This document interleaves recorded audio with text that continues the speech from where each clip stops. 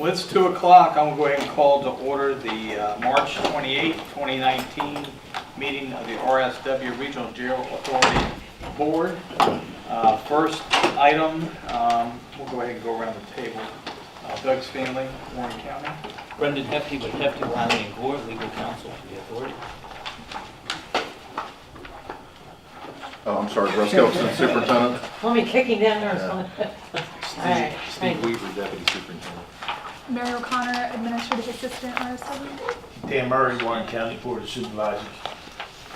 Stephanie Smith, Finance Manager at RSW. Sorry, I'm passing out an updated budget.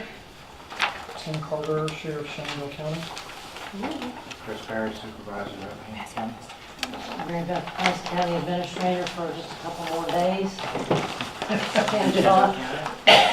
Board of Supervisors, Conrad Helsley, Shadow County. Gary Curry, County Administrator, Rappahannock. Evan Vass, Assistant County Administrator, Shenandoah, for a few more days. Mark? Royal Examiner. Melissa Poppy, Northern Virginia Dale. Thank you, everybody, and welcome. Yes, sir. Next item is adoption of the agenda. Is there a motion to approve the agenda? So moved. Second. Motion by Dan Murray, second Mary Beth Price. All in favor signify by saying aye. Aye. Those opposed, motion carries. Next item, item 3, is adoption of minutes of our last board meeting, January 24, 2019. Are there any changes or additions? Hearing none, is there a motion to approve? So moved. And second? Anybody want to make a second? Thanks, Gary. All in favor of the motion signify by saying aye. Aye. Motion carries. Item 4 is public comment. Public comments are limited to issues that are not the subject of a public hearing. Is intended as an opportunity for the public to give input on relevant issues, and not intended as a question and answer session. Is there anybody from the public that wishes to make it? Hearing none, we'll move to item 5, comments from board members. I just want to thank everybody for serving with you on the RSW jail. I know it's a requirement as part of the county administrator, but it really has been a pleasure. Russ and Steve, you all do a great job here, and thank you all for everything. Thank you, Doug, for your leadership as chair. And thank you for your leadership from Shenandoah County and in the direction Thank that you go. Wish you the best. Mary Beth, I'd just like to say I appreciate the professionalism that you've brought to us. It's greatly appreciated. Thank you. Thank you. Other comments? Legal counsel. Thank you, Mr. Chairman. I don't have any comments for the board. Anything that happened in Richmond that ultimately will impact us that you can bring from the session? The session, the budget with the 3% raise for comparable funded employees is probably the biggest one. They did continue the Creed Deeds Study Commission for another 2 years to look at mental health issues, which could impact jails and how we deal with inmates with mental health. So we'll keep an eye on that. Those were the big ticket items. There were a few other jail issues, but nothing substantial unless you've got a particular question about something. I'll be able to answer it, look into it. Anybody have any questions for them? If not, moving on to item 6, Superintendent's Report. Average daily population breakdown, Rappahannock County with 25 inmates at 7.6%. Shenandoah County with 151 at 45.9%. Warren County with 153 at 46.5%. Total member jurisdiction ADP is 329. Contract beds, we currently have 3 with Prince William County, 93 with Page County, and 32 with Culpeper County, bringing the total facility ADP to 457. We currently have 29 officer vacancies. This does include the 8 positions held for vacancy savings, and we have 1 LPN vacancy. If you skip on down to recruitment and retention, it's stated here that we had hired an LPN. That LPN did come on board, went through orientation, decided this wasn't for her, and since moved on. So we have that vacancy available again. We have hired a new nursing director. Her start date has moved to approximately May the 1st instead of March 29th due to her previous job, and getting notice there is why the discrepancy in the date. Inmate programs and services, 7 inmates from our McShin program, which is our substance abuse program here with the McShin Foundation. We've had 7 inmates who moved on to actually been released from our custody by the courts to go to Richmond to participate in more extensive treatment. They also do some reentry functions as far as gaining employment and other things to try to help them deal with their substance abuse and actually be able to positively reentry back into society. Russ, if I could just add, we talked about this at F&P. I know Mr. Murray, from time to time we get asked about drug court like they have up in Winchester. And this is kind of it's a different type of program, an alternative, but I guess same goal, get people clean and get them back out and lead them as a productive member of society. So applaud you and staff for moving us in that direction and providing that as an alternative. Hopefully that will just continue to grow, and hopefully the courts see that this is a good opportunity to try to get people out of incarceration and back on the street and deal with their substance abuse.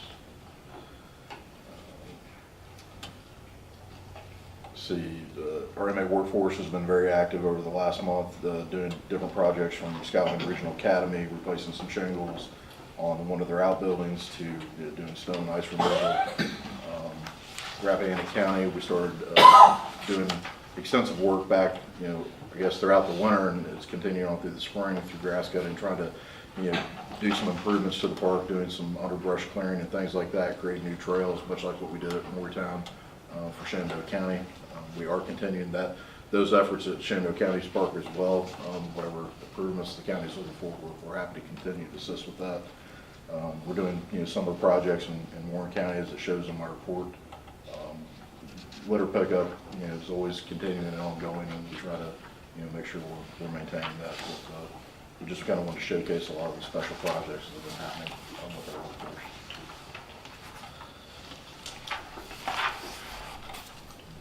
Next item is, I guess, the facility statistics report. Anybody have any question on the monthly stats?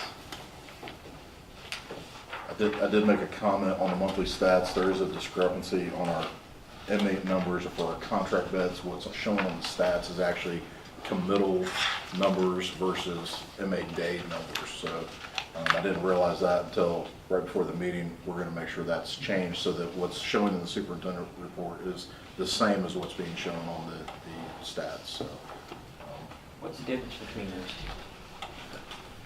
inmate days is going to be calculated by the number of days, that the person is actually here through the month. But a committal number, they could be higher because we've got people that, maybe showed up in the middle of the month. So, if you're basing on committal numbers, it's going to show higher as far as the number of inmates total, even though they didn't spend the entire month here. Inmate days would tie to the per diem, which would tie to the revenue. Right. So the inmate days is really the more accurate way to go than just by the committal number.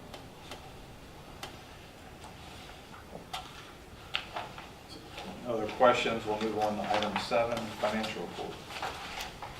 Just under $400,000 was received from the Compensation Board in February for the January 2019 salaries and benefits reimbursement, of which just under $60,000 was for vacancy savings. Contract bed rental billing for February 2019 was as follows.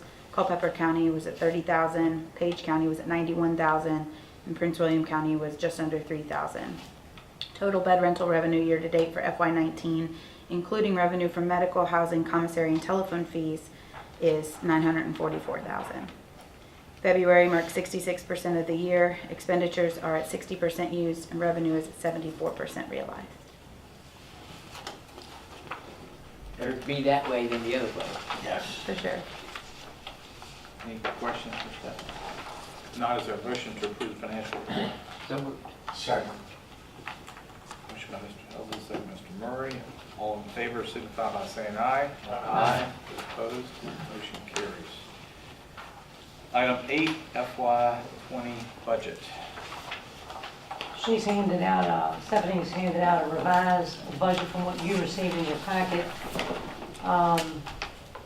And the column that the Finance and Personnel Committee is recommending is the one that's second to the right.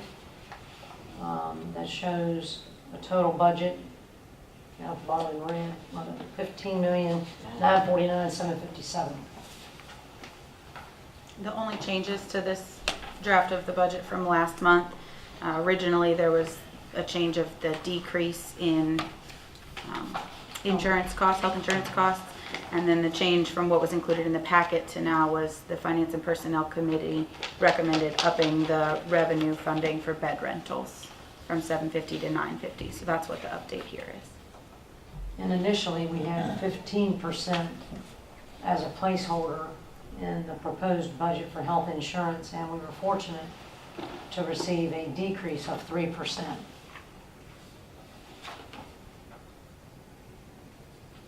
You want that in the form of a motion, Mr. Chairman? I'll make a motion to approve the FY20 RSW budget based on $15,949,757. We have a motion, is there a second? Second. Discussion? And there again, the bedroom will depend on whether we have enough people here to take care of it. I think we talk about based on current trends, what was the number, Gary? So we're anticipating utilizing 67% of what we think is the estimate. Being very careful not to use much more than that, because of the fact if we come up short, if we don't have the staffing to handle it, if one of those other jurisdictions decides they don't need the space or go in a different direction, we're hedging our bets and providing basically a 1/3 cushion in that instance. And as we discussed, that helps fund the raises and increase the starting salary to help keep the CEOs here to help allow us to accept other localities' inmates. And this does include some vacancies, correct? We're still, as we have, if the board wants us to, it's still showing 8 vacancies. Okay. We haven't had a problem meeting that. That's good. Oh, That'll be a nice problem to have. So. yeah, exactly. Any other comments, board? Hearing none, and all in favor of a motion to approve the FY20 budget as outlined at $15,949,757, signify by saying aye. Aye. Those opposed? Aye. So noted, motion carries. Next is the 2018 true-up discussion. You want to summarize, Doug, what we're doing? Gary, you want to summarize, or you want to? No, just want to summarize. I'm happy to. Board members may recall a few meetings ago, we worked through the true-up discussion, and at the tail end of that meeting, county administrators looked a little bit deeper into it and found that it may not have been accurate. And so since then, we've been working with RFC and Davenport to dig into the methodology as well as the numbers, and that continues. So during our F&P meeting today, we had RFC and Davenport on the phone, and RFC is going to do a little bit more work based on the conversation and should have information to the F&P before our next meeting. Of course, this is time sensitive from the standpoint of RSW sending out fourth quarter bills if they are to include a credit, and so we want to push that through so we can keep the revenue flowing for cash flow reasons. But we have our cash reserves, so it shouldn't be an issue. So stay tuned for the end of the story. Yeah, the rest of the story, I should say. Paul Hart. Any other comments on that? That will go to item 10, F&P committee update. Okay, we did,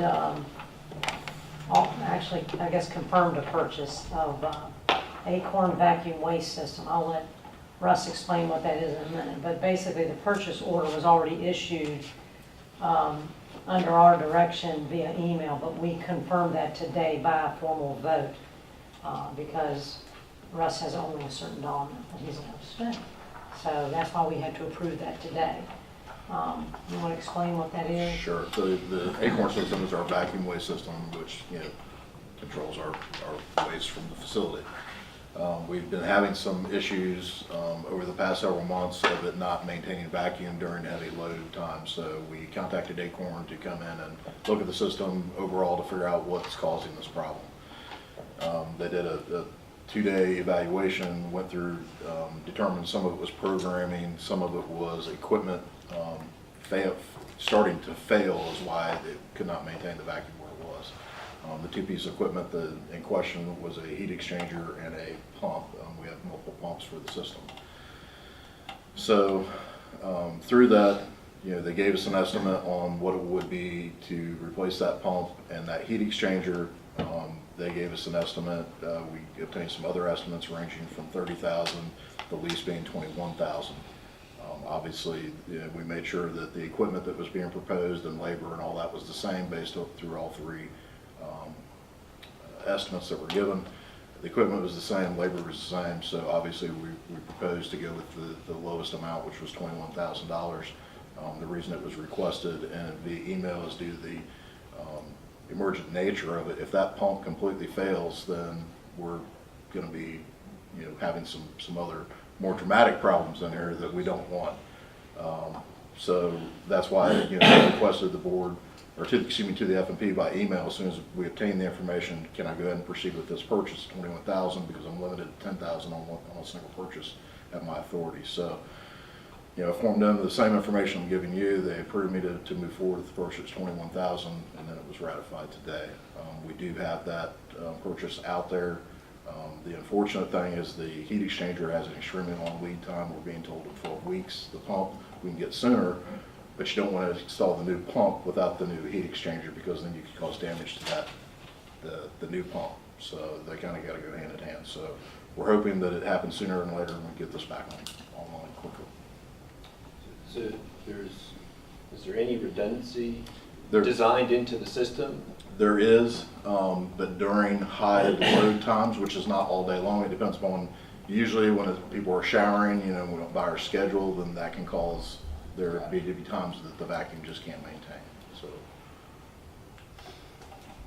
Russ, did they check for vacuum leaks? Anywhere there's a joint or I'm familiar with vacuum pumps and how they work. And any little seal leak reduces your efficiency. The second question is this pump repairable or rebuildable that it can go back on the shelf? And that's the next step of it is once we can get that pump offline, get the new one, get the other one rebuilt, so we can then put it on the shelf to have as a replacement for the other ones. There was some leak issues that, minor, that were repaired. Of course, the system's so broad it encompasses the whole facility.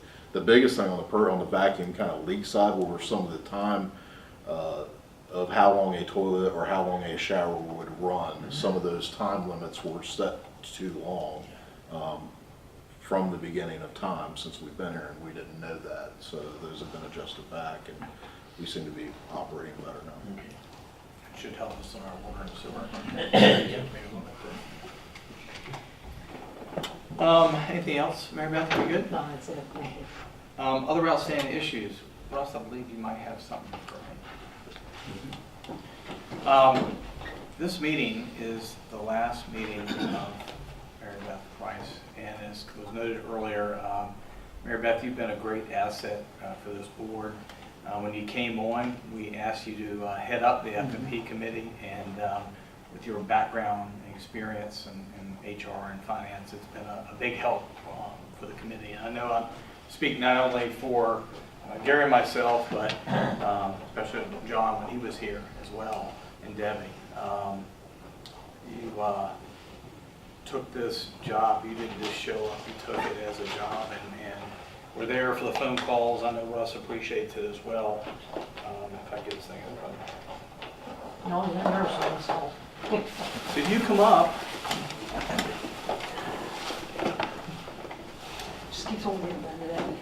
All right, so presented to Mary Beth Price, Shenandoah County Administrator, in recognition of your hard work, leadership, professionalism, and service to the Rappahannock Shenandoah Warren Regional Jail Authority Board, 2013 to 2019. So that's a 6-year sentence. Best wishes from the officer, staff, and board of the RSW Regional Jail. Thank you very much. Thank you all. I appreciate it. Thank you. You're up, Evan. Pass, you might want to keep that lots. Also note, Sheriff Keefer couldn't be here. Danny has advanced his retirement date to May 1st, and I really want to express my thanks to Danny.